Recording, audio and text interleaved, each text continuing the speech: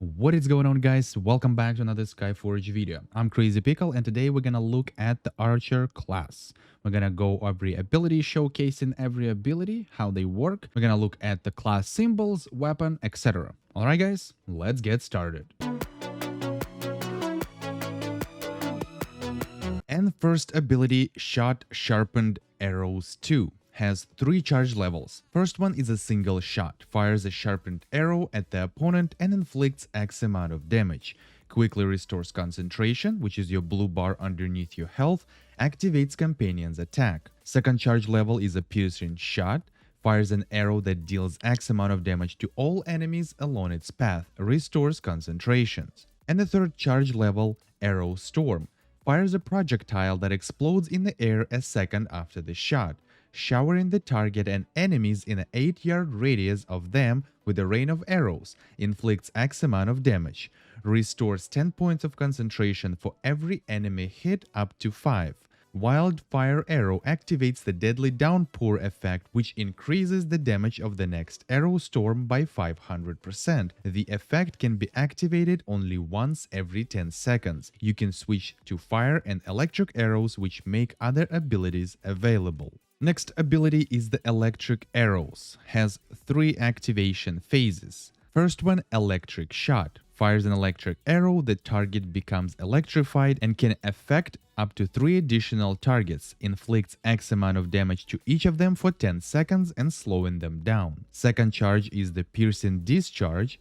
Fires an electric arrow, inflicts X amount of damage to the enemies along its path and stunning them for 2 seconds. The electromagnetic pulse, it's more of a PvP ability. Third ability is the Fire Arrows, has 3 charge levels. First one, Fiery Arrow, fires a burning arrow that sets fire to the target. Burning deals X amount of damage over 15 seconds and increases the archer's damage dealt to this target by 25%. Second charge level is Aim Shot.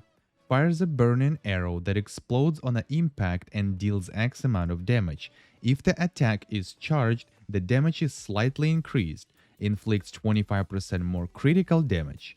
First aim shot in a fight deals 150% more damage to every target, activates companion's attack. And the third charge level, Wildfire Arrows.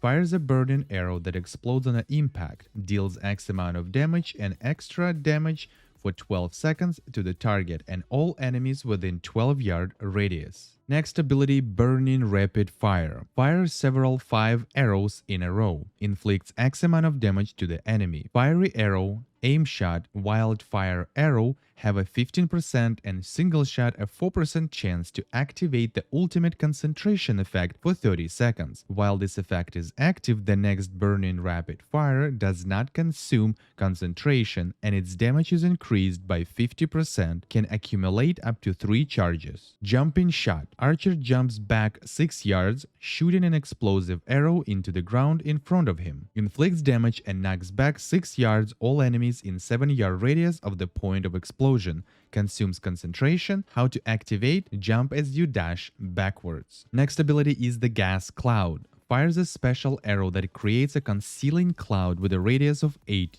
yards in a selected spot. Reduces the movement speed of all enemies and disorients them. Last 10 seconds. The ability is available in PvE adventures only. Next ability is the Back Flip. Inflicts X amount of damage to nearby target, pushing them back 18 yards while jumping back 6 yards. Electric Barrier 1. Creates a barrier with a 6-yard radius around the archer that paralyzes enemies that cross it for 3 seconds. Inflicts damage, last 12 seconds. Ultimate ability, Siege Stance. The archer shifts into the siege stance for 10 seconds. The only attack available is Burning Shot, which can only be used in this stance. After switching to the siege stance, the archer becomes immune to control effects, but it's unable to move. Use it again or dash to terminate this state. Every unused arrow reduces the cooldown of the ability by 7.5 seconds. Deadly Shot, which is your finishing strike, inflicts fatal damage, available when the enemy has a small amount of health left. restores concentration. Moving on to the talent. In PvE set, we have total 4 talents, of course 3 regulars, one is the Elerium 9. The first one is the easy target. Piercing shot removes burning from the target and deals an extra 600% of damage. The effect can be applied to the same target only once every 10 seconds. Next talent is the Bull's Eye. Aim shot inflicts 100% more critical damage. Combat position. As long as the archer is inside the electrical barrier, aim shot has 40% more chance to inflict critical damage, while the concentration regeneration rate is increased 6 times. And Elerium 9 is high-capacity condensers. Burning rapid fire and electrical rapid fire get a boost. If you have 3 levels of the ultimate concentration effect, burning rapid fire will consume them all, inflicts 300% more damage. Single shot reduces the remaining cooldown of electric rapid fire by 1 second and applies an effect to the target that increases the damage of electric rapid fire to it by 20%. The effect stacks up to 10 times. This special talent works both in PvE and PvP. So in PvP, we only have changes. We don't have 2 talents that was in PvE set. We only have easy target in PvP and of course the Elerium 9. Also, the ability Burning Rapid Fire changes to the Electric Rapid Fire, fires several electric arrows in a row, inflicts X amount of damage to the target and stuns them, consumes concentration. And I think there also the Electric Arrow, the third charge of course, Electromagnetic Pulse, fires an electric arrow, inflicts damage to the target and enemies in an 8-yard radius of them, stunning them for 2.5 seconds. And I think that's all for the abilities. We're moving on to the symbols. And the first symbol is No Retreat. Energy barrier remains active as long as the archer is in siege stance within it. With each use, the base damage of burning shot is increased by 10%. It also reduces the cooldown of the ultimate ability by 7.5 seconds. Next one is the Bottomless Quiver. Every electric rapid fire reduces the cooldown of electric barrier by 10 seconds, and every ultimate concentration activated by burning rapid fire by 5 seconds.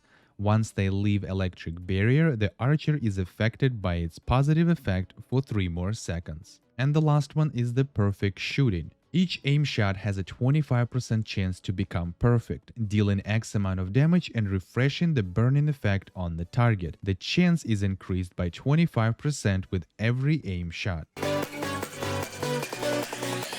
So far, Archer has only 3 weapons. First one is the Ricinus the Poisonous Claw. The bow is charged when your companion is attacking, accumulating the poison effect. When charge level 4 is reached, electric arrows are replaced with poisonous arrows, which have 3 charge levels. First one, Poisonous Shot, deals X amount of damage to the enemy, slowing them down and preventing them from using dash for 12 seconds. Second charge, Poisonous Storm, deals X amount of damage to all enemies in the direction of the attack.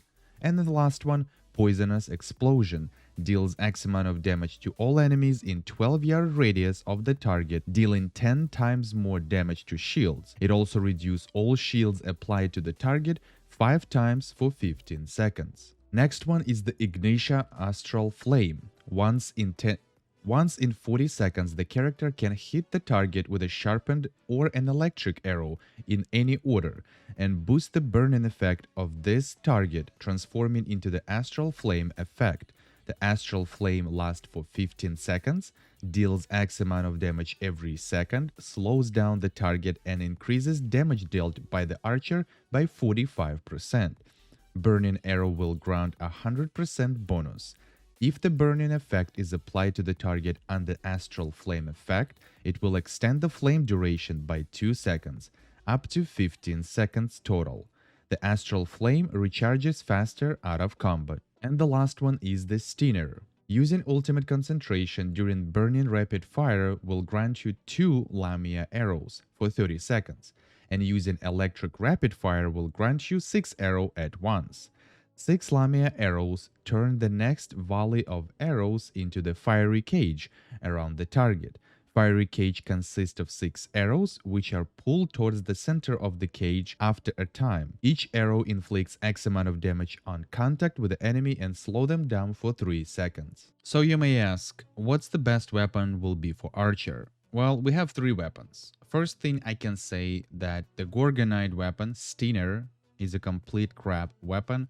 So don't even try to get it or don't even want to get it, even test it out. So a lot of people can tell you the same thing that I'm telling you right now. It's a complete crap weapon. Poisonous Claw, Fighter Knight weapon, it's definitely going to be really good for PvP for sure, but also might really good work for PvE because it does have that Poisonous Storm as well, which basically make your electric arrows poison arrows, and of course the Poisonous Explosion, it's on the same charge, which is the electric arrows, but for some reason it makes that Poisonous Explosion. And I think it also poisons enemies for a certain amount of time, and you can actually combine that with the 3rd charge levels on the Fire Arrow, which would also deal AoE damage with but the Fire Explosion and apply the burning effect. So you can definitely apply that if you're fighting against multiple targets. But I think the Poisonous Claw definitely going to be best for the PvP. Demon weapon, it's mostly single target because the way how it applies the buffs and what you need to do,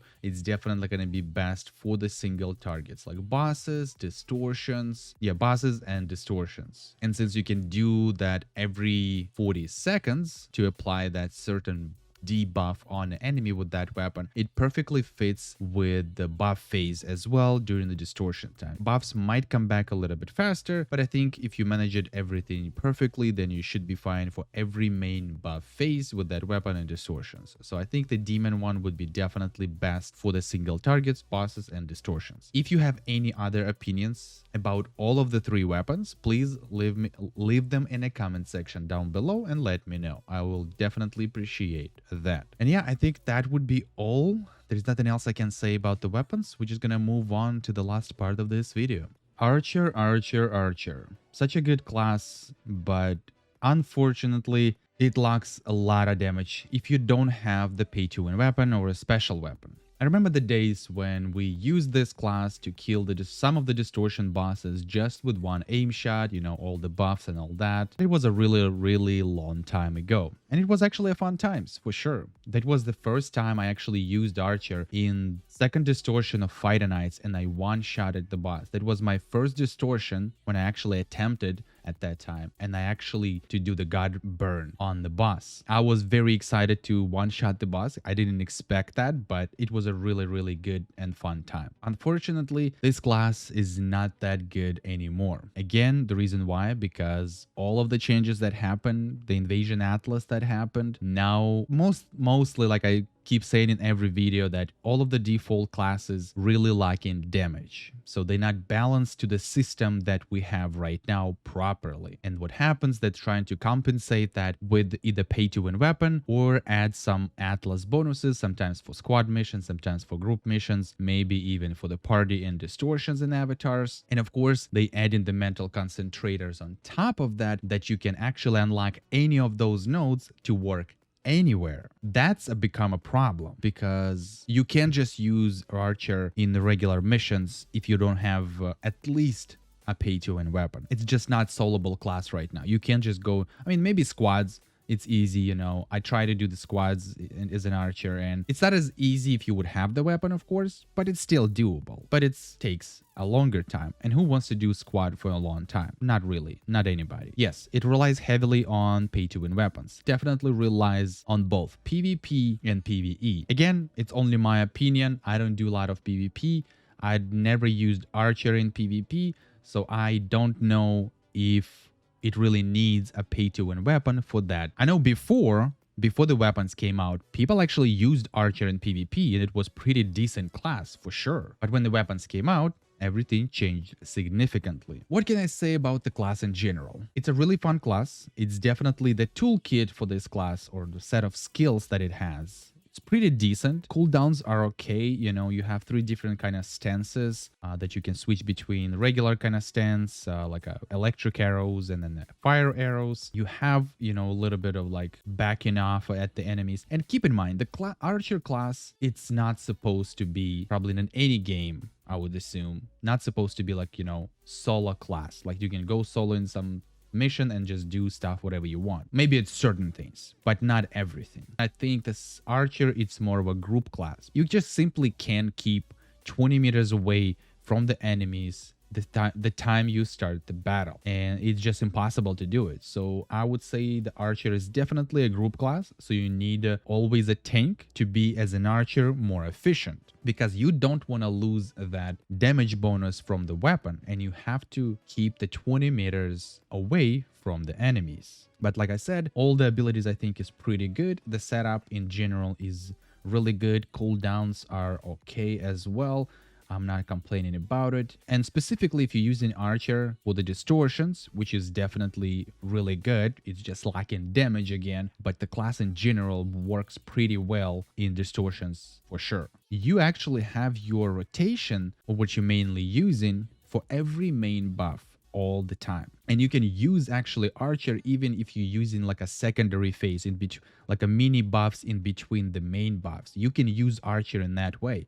It may not deal as much damage as a main buff, of course, but still extra damage is counts, and archer actually can do that. So you can do like a main buff phase, then the mini buff, and then the main buff again, and you always deal a pretty decent damage as an archer. But we all know default classes all like in damage, and it's not really valuable right now if they don't have any bonuses from weapons or invasion atlases. But archer in general is a really good class. I remember the long time ago when I was playing one of the different kind of MMORPGs or different like other games, and if they have some kind of like either mages or archers, I was always choosing between of those two. I was either trying mage. If I don't like the mage in this certain game, I'm trying archer.